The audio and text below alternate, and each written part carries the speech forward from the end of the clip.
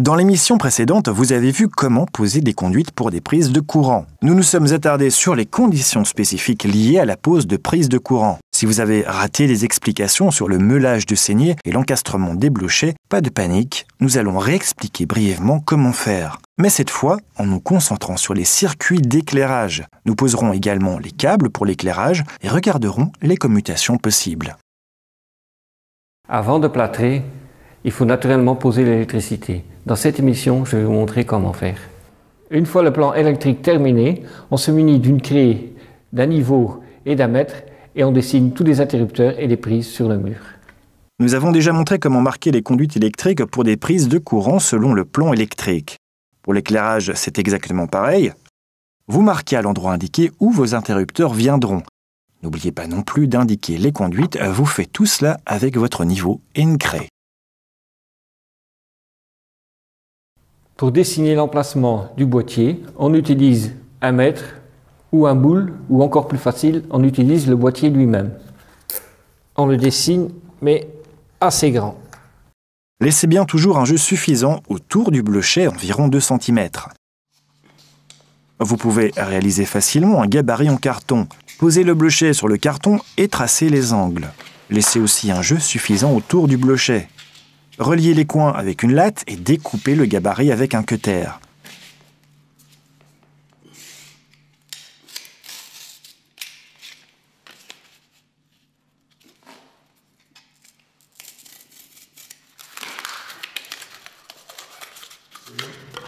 Tracez alors simplement dans le gabarit avec une craie.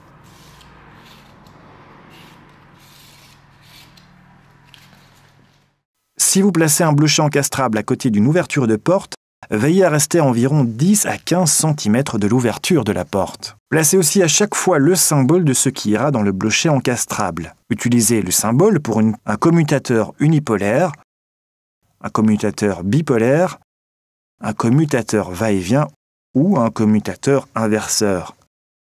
Vous retrouvez aussi ces symboles sur votre plan électrique. Vous gardez ainsi une bonne vue d'ensemble des blochets que vous avez déjà placés.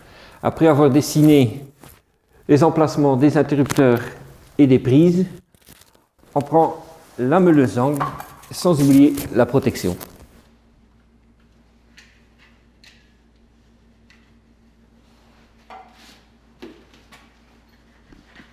Pour la découpe, vous utilisez une meuleuse d'angle.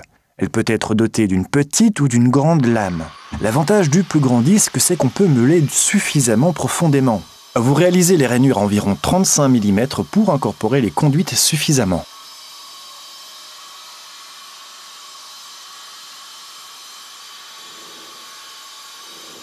Faites en sorte que vos rainures soient assez larges pour le nombre de conduites que vous voulez placer. Comptez sur environ 16 mm par conduite. Pour travailler facilement, il vaut mieux couper une rainure de minimum 35 mm.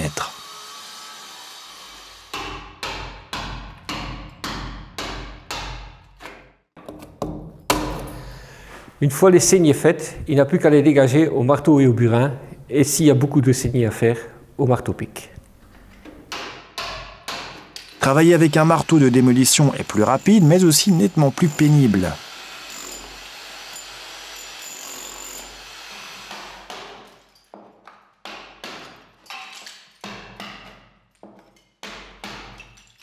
Avant de plâtrer les boîtiers, on vérifie bien qu'il y a suffisamment de place de chaque côté.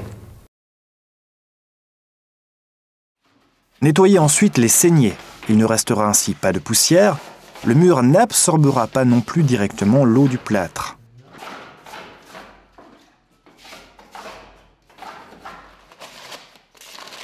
Nous utilisons du plâtre adhésif afin que les blochets se retrouvent bien coincés par la suite dans les ouvertures.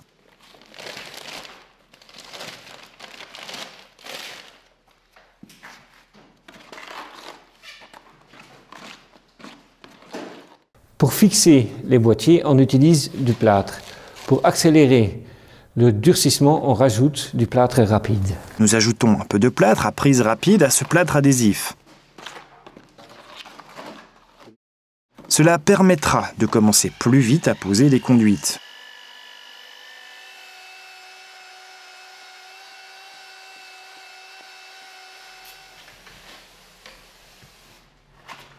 Appliquez le plâtre dans les cavités et poussez les blochets à leur place.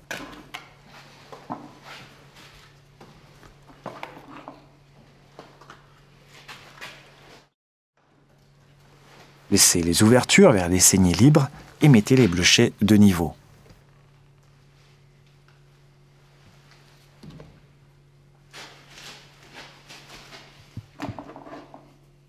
Une fois le plâtre durci, les boîtiers bien fixés, on se munit du pré-câblé 1,5 carré pour l'éclairage, 2,5 carrés pour les prises.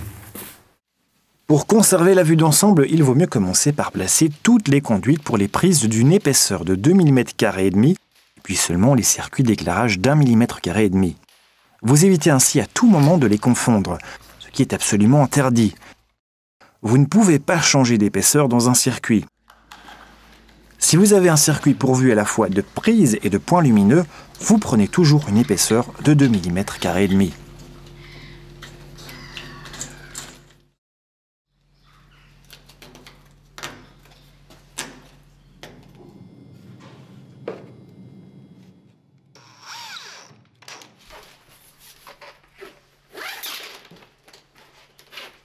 On a fini de passer les câbles des prises du rez-de-chaussée. Maintenant, on va commencer à l'éclairage.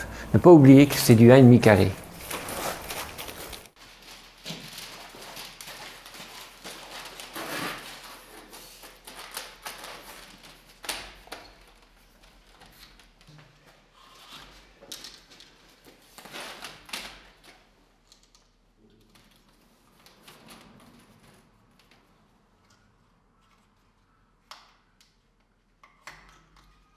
Vous fixez les conduites facilement avec quelques restes du flexible.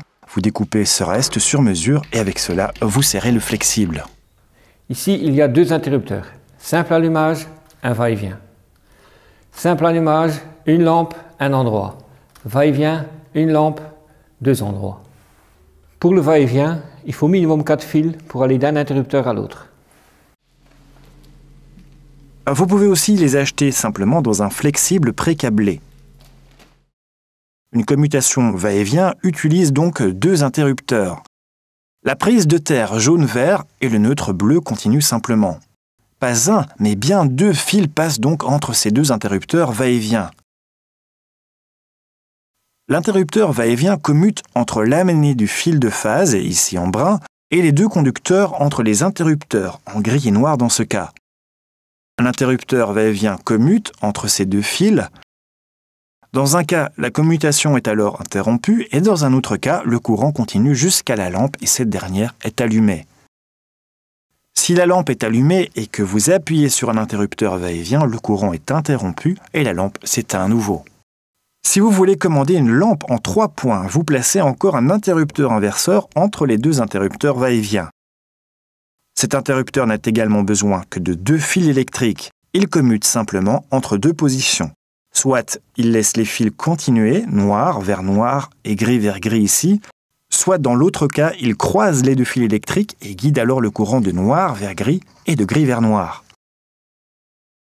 Le courant est ainsi à nouveau interrompu ou continu et la lampe est allumée ou non. Vous tirez ces conducteurs vers l'autre point de commande. Maintenant, vous tirez tous les câbles pour l'éclairage jusqu'à ce que vous ayez câblé tous les points. Pour l'éclairage, vous pouvez, tout comme pour un circuit de prise, prévoir au maximum 8 points de dérivation. Vous pouvez donc brancher plusieurs lampes sur le circuit.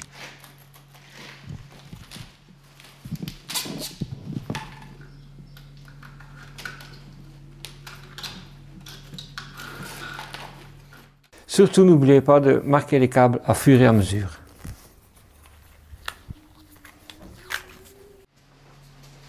Notez aussi à chaque fois qu'il s'agit d'un circuit d'éclairage ou d'un circuit de prise. Sur le sol aussi, il vaut mieux fixer les câbles.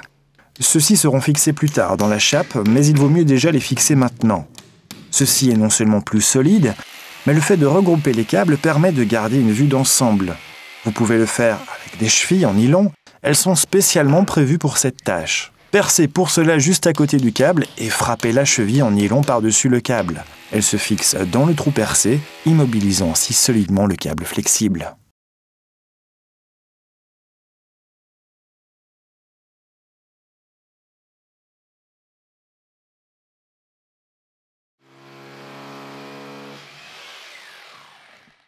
Une fois tout fini, il n'y a plus qu'à reboucher tous les trous avec du plâtre ou du mortier. Le mortier est utilisable en dessous du DPC. Avant de commencer, il vaut mieux plier tous les câbles dans les blochets. Ainsi, ils ne se coinceront certainement pas dans le mortier quand vous reboucherez les saignées. Préparez à présent le mortier. Commencez par verser la bonne quantité d'eau dans le baquet, puis versez le mortier dedans. Mélangez bien le mortier avec votre truelle ou avec le malaxeur sur votre perceuse. Continuez jusqu'à obtenir un mortier ferme et onctueux.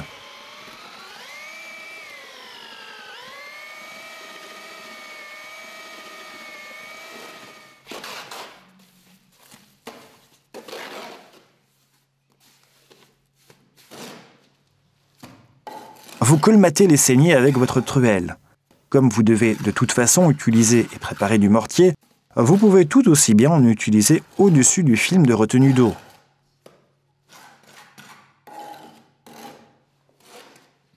Colmatez les saignées jusqu'en haut.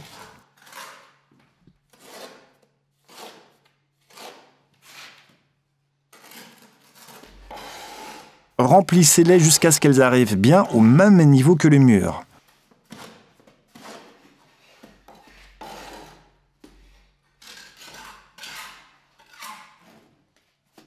Dès que le mortier est sec, les câbles sont fixés dans le mur et vos conduites sont placées.